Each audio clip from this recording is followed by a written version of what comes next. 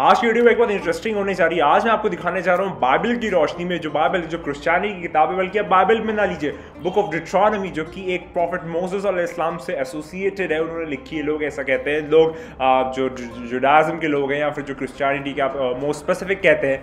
आज मैं आपको दिखाना चाह रहा हूँ बुक ऑफ डिट्रॉनमी में प्रॉफिट मोहम्मद मुस्तफा सल्लल्लाहु अलैहि वसल्लम का जिक्र। और अगरचे नहीं दिखा सका तो फिर मैं फेल हुआ और आप पास हुए, लेकिन अगर मैं पास हुआ तो जो मेरी बिलीफ है वो तो आप मानना चाहिए आपको। मैं एक आश्वासन दे रहा हूँ, कोई आपको कमांड नहीं कर रहा है, एक एडवाइस है। अगर आप फेल हुए तो आप मेरी बात मानिए, मैं फेल हुआ तो मैं आपकी बात मानूंगा। वीडियो चलिए, या चलो इसी बात करेंगे।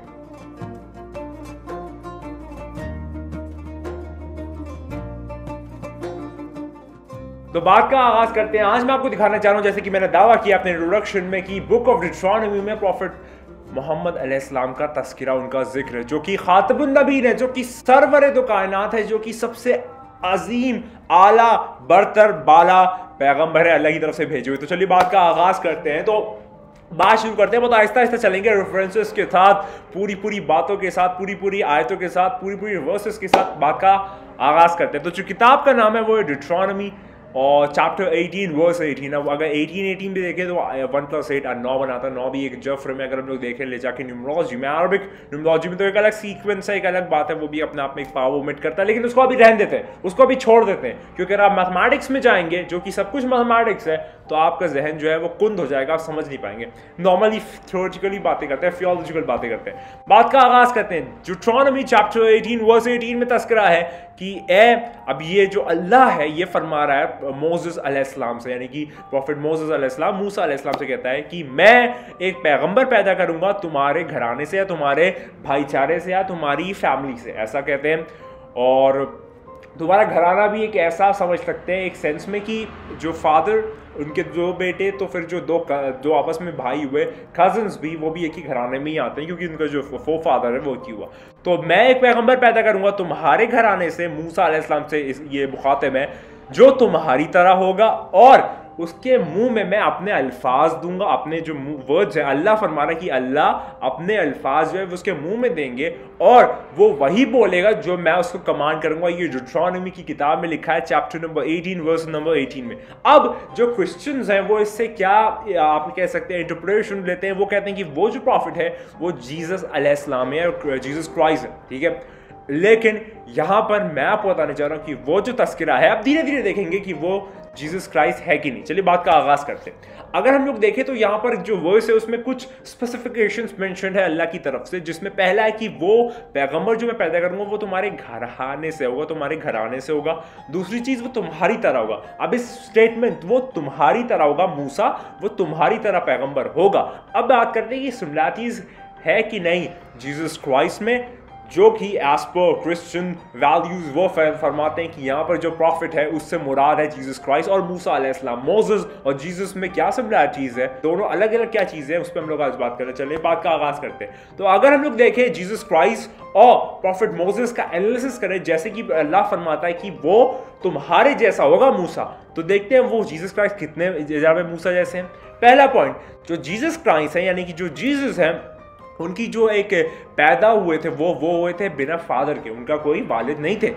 लेकिन ऑन द अदर हैंड हम लोग अगर देखें तो जरा में मूसा अलैहिस्सलाम जो उनकी एक नॉर्मल एक बर्थ थी, जैसे एक बच्चा पैदा होता है दुनिया में आता है, नॉर्मली जीता है, वैसे ही उनकी बर्थ थी। तो ये फर्स्ट डिफरेंस है, यानी कि वो जो था कि वो तुम्हारी तरह होगा, इसमें पहला डिफरेंस हो गया। तो ये पहला फैक्टर है जो उसे स्टेटमेंट को नल एंड वॉइड करता है कि वो तुम्हारी तरह होगा। दूसरा पॉइंट पे अगर हम लोग देखें तो जीसस यानी कि जनाब ईसा अलैहिस्सलाम जो थे उनकी माँ थी, सिर्फ माँ थी, लेकिन जनाब मूसा अलैहिस्सलाम जो थे उनके माँ भी थे और फादर भी थे, वालिदैन थे, पेरेंट्स थे।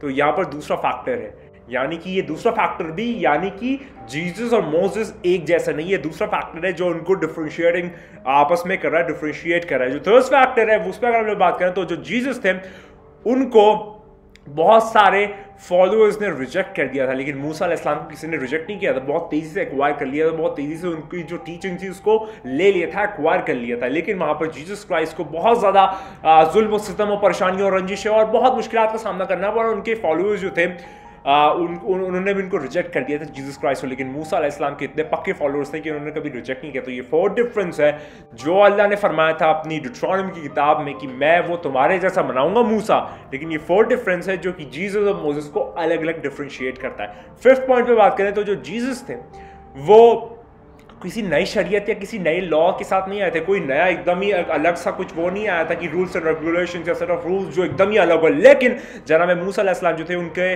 पूरे ही नई, उनसे पहले जो प्रॉफिट्स थे उनसे एकदम ही अलग शरीयत लेके आए थे, एकदम ही नई शरीयत लेके आए थे, ऐसी बातें लेके आए थे जो पहले के लोगों ने कभी भी सुनी नहीं थी उससे पहले, जिससे पहले उन्होंने वो फरमाया था। तो ये 5 डिफरेंसेस हैं जो कि बताता है कि चैप्टर नंबर 18 वर्स नंबर 80 में बुक ऑफ डिट्रॉनमी में कि ए मूसा मैं तुम्हारे जैसा पैगंबर पैदा करूंगा। लेकिन ये 5 डिफरेंस दिखाते हैं कि वो 5 डिफरेंस वो डिफरेंस है जो जीसस और मोसेस को डिफरेंशिएट कर देता है। अब आगे बात करते हैं, यानी कि वो प्रॉफिट जीसस तो नहीं हो सकते, लेकिन वो प्रॉफिट है कौन यार? अल्लाह ने किताब में अपनी एक तौरा है या फिर एक बुक ऑफ डिट्रॉनमी है, अगर एस्पो द वेरिएशंस हम मानते हैं कि चलिए वो भी है, उसमें भी कुछ सच्ची बात है, तो अगर ये वाली बात लेके चले तो अगर वो प्रॉफिट जीसस क्राइस्ट नहीं तो फिर वो कौन है यार? कोई तो होना चाहिए। अब बात करते हैं वो प्रॉफिट है कौन, आगे बात का आगाज करते हैं।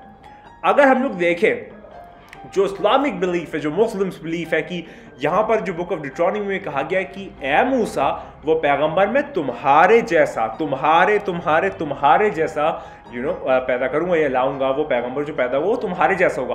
अब हम देखते हैं कि क्या क्या चीजें सिमिलर हैं, क्या क्या चीजें सेम है। प्रॉफिट मोहम्मद मुस्तफा सल्लल्लाहु अलैहि वसल्लम, खातबुन नबीय्यीन और प्रॉफिट मोसेस या जनाब मूसा अलैहिस्सलाम और प्रॉफिट मोहम्मद मुस्तफा सल्लल्लाहु अलैहि वसल्लम रसूलुल्लाह के बीच में क्या सिमिलरिटीज है। हमने अभी देखा डिससिमिलरिटीज, अलग अलग बातें क्या है जीसस क्राइस्ट और मोसेस में, वो देख ली। अब देखते हैं कि सेम क्या क्या है।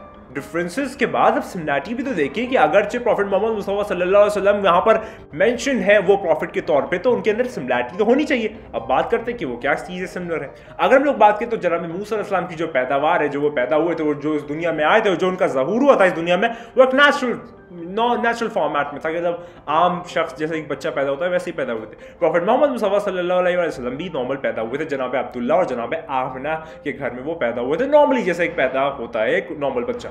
ये फर्स्ट पॉइंट है जो दोनों के बीच में सिमिलर है। सेकंड पॉइंट में बात करें, जो दोनों मोसेस और रसूलुल्लाह सल्लल्लाहु अलैहि वसल्लम उनके दोनों पेरेंट्स थे, मतलब दोनों माँ और बाप दोनों मौजूद थे।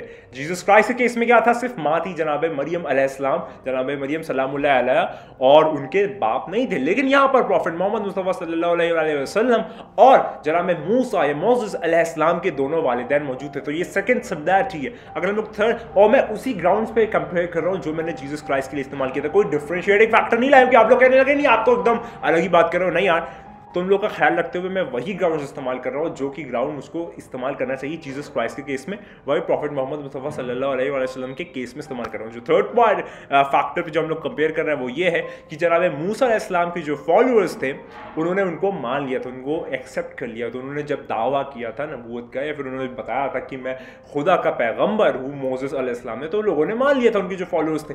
इसी तरीके से जो प्रॉफिट मोहम्मद मुस्तफा सल्लल्लाहु अलैहि वसल्लम है, उसी तरीके से उनके फॉलोअर्स ने, शुरू के फॉलोअर्स थे, उन्होंने मान लिया था कि हाँ आप रसूलुल्लाह हैं, आप खुदा के भेजे हुए पैगंबर हैं, और वो खातबुन नबीय्यीन है। मतलब दोनों केसेस में हमने देखा था वहां पर जीसस क्राइस्ट के फॉलोअर्स ने उनको ही रिजेक्ट कर दिया था, लेकिन यहाँ पर मोसेस और रसूलुल्लाह सल्लल्लाहु अलैहि वसल्लम के दोनों फॉलोअर्स ने उनको मान लिया था। ये थर्ड सेम फैक्टर है जो हमने यहाँ पर देखा, जो हमको आगे और बढ़ने के लिए और दिलचस्पी लाता है और हमको एक्साइटेड और एंथुसियास्टिक करता है और बात करने के लिए। अगर हम लोग फोर्थ बात पे करें तो जनाब मूसा अलैहिस्सलाम और रसूलुल्लाह जो दोनों लोग थे उनके पास वर्ल्डली अथॉरिटी थी, यानी कि जो आप कह सकते हैं ना शासन या सत्ता ज़ाहरी तौर पे वो उन दोनों के पास मौजूद थी। हालांकि उन्होंने उस तरह की कोई लाइफस्टाइल अपनाई नहीं और उस तरीके से जिया नहीं जैसे कि बादशाह बैठता है क्राउन पे और जीता है, नहीं वैसा नहीं जिए, लेकिन उनके पास मौजूद तो थी पूरी खिलाफत, पूरी जितने भी एक बर आज़म था, बहुत बड़े बड़े बर आज़म उनके पास मौजूद तो थी। जैसे जनाब मोसेस थे, जनाब मूसा अलैहिस्सलाम उनके पास मौजूद थी। वहीं पर अगर हम लोग देखें तो जनाबे मोहम्मद प्रॉफिट मोहम्मद मुस्तफा सल्लल्लाहु अलैहि वसल्लम के पास भी दोनों वर्ल्ड की अथॉरिटी यानी कि ज़ाहिरी हुकूमत मौजूद थी, लेकिन जीसस क्राइस्ट जो थे उनके पास ऐसा कुछ भी मौजूद नहीं था। तो ये डिफरेंशिएटिंग फैक्टर है जो हमने वहां पर बात की थी डिफरेंट ग्राउंड पे, लेकिन यहाँ पर वो भी ग्राउंड सेम आ रहा है, यानी कि 4 हमने फैक्टर्स देखे जो बिल्कुल यक सेम है। फिफ्थ पे बात करते हैं, जो फिफ्थ फैक्टर है जो हम दोनों को बताता है आगे बढ़ने के लिए प्रोत्साहित करता है, वो ये है कि जो दोनों थे वो दोनों लोग नई शरीयत लाए थे, यानी कि जो प्रॉफिट मोसेस थे वो एकदम ही नई शरीयत लाए थे अपने प्रॉफिट से पहले, जो उनके गुजरे थे उससे एकदम नई शरीयत लाए थे। वैसे ही प्रॉफिट मोहम्मद मुस्तफ़ा सल्लल्लाहु अलैहि वसल्लम भी एकदम ही एक ट्रेमेंडस और एकदम नई और एकदम एक्साइटिंग शरीयत लाए थे, जो कि लोगों के लिए बहुत ज़्यादा नई थी, खासकर अरब के, अरेबिया के लोगों के लिए, जो पहले उन्होंने कभी भी सुनी नहीं थी और समझी भी नहीं थी, वो लाए थे। तो ये भी एक सिमिलरिटी है जो कि हमको बताती है कि जो दोनों लोग थे वो डिफरेंट शरीयत लाए थे, नई शरीयत लाए थे, एकदम ही लाए थे, जो कि book of Deuteronomy chapter 18 verse 18 में अल्लाह फरमाता है कि ए मूसा वो पैगंबर तुम्हारे जैसा हो। तो 5 फैक्टर गिना चुका हूं भाई लोग,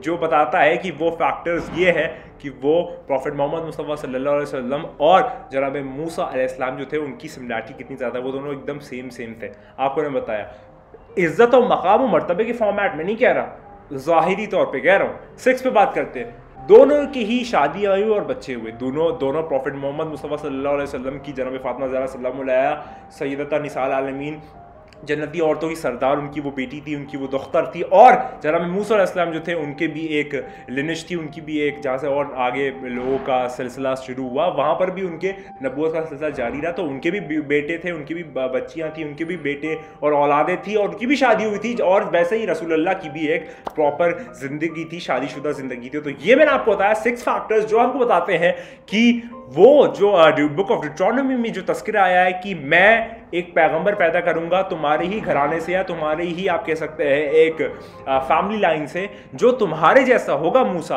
और उसके जो अल्फाज हैं वो मेरे अल्फाज होगी, जो मेरे मुंह के अल्फाज है अल्लाह फरमा रहा है वो उसके मुंह में मैं दूंगा, और जो मैं कहूंगा वो वही काम करेगा, अपनी मर्जी से कोई काम नहीं करेगा। ठीक है, ये मैंने आपको प्रूफ कर दिया है 5 फैक्टर्स जो कि डिफरेंशिएटिंग फैक्टर है जीसस क्राइस्ट, जीसस और मोसेस में, और वहीं पर अगर हम लोग देखें वही 5 फैक्टर्स जो सेम ग्राउंड्स है वो हमको दर्शाते हैं प्रॉफिट मोहम्मद मुस्तफ़ा सल्लल्लाहु अलैहि वसल्लम और जनाब मूसा अलैहिस्सलाम की सिमिलरिटी। ये मैं चैलेंज करके कह सकता हूँ, आप इसको कहीं पे भी किसी के साथ भी कहीं पे भी रिसर्च करके बता दे, आपको प्रॉफिट मोहम्मद मुस्तफ़ा सल्लल्लाहु अलैहि वसल्लम के अलावा उनके अलग उनसे कोई नहीं मिलेगा जो ये पांचों या 6 या 7 ये फैक्टर्स पे खड़ा उतरे।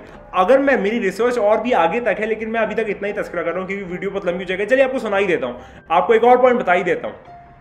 जो क्रिश्चियंस हैं, जो क्रिश्चियनिटी है, वो कोट करती है कि जो जनाब ईसा है, जनाब जीसस हैं, वो अल्लाह के बेटे हैं, नाउजुबिल्लाह अल्लाह के बेटे हैं। ठीक है, और जो प्रॉफिट मोसेस हैं वो उनको मानते हैं एक पैगंबर थे। ठीक है, एक पैगंबर गुजरे थे, क्रिश्चियंस की बात कर रहा हूँ, एक पैगंबर गुजरे थे। ठीक है, वो क्रिश्चियंस थे, लेकिन अल्लाह बुक ऑफ डिट्रॉनमी में चैप्टर 18 वर्स 18 में फरमाता है कि ए मूसा, वो जो पैगंबर होगा वो तुम्हारे जैसा होगा। तो एक तरफ तो अल्लाह ये फरमा रहा है किताब में, और एक तरफ जो क्रिश्चियनिटी है वही कहती है कि वो जो प्रॉफिट है वो जीसस क्राइस्ट है, तो जीसस क्राइस्ट को तो आप अल्लाह का बेटा कहते हैं, प्रॉफिट तो मानते ही हैं। और दूसरी तरफ जो मोसेस है उनको आप प्रॉफिट मानते हैं। तो एक तरफ अल्लाह का बेटा जो कि प्रॉफिट नहीं है आपके सोच और विचार और आपकी बिलीफ के हिसाब से, और एक दूसरी तरफ जो प्रॉफिट मोसेस है वो तो प्रॉफिट है।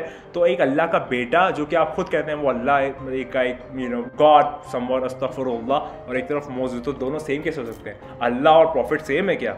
आपके बिलीफ के हिसाब से नहीं है ना, कैसे कहोगे फिर?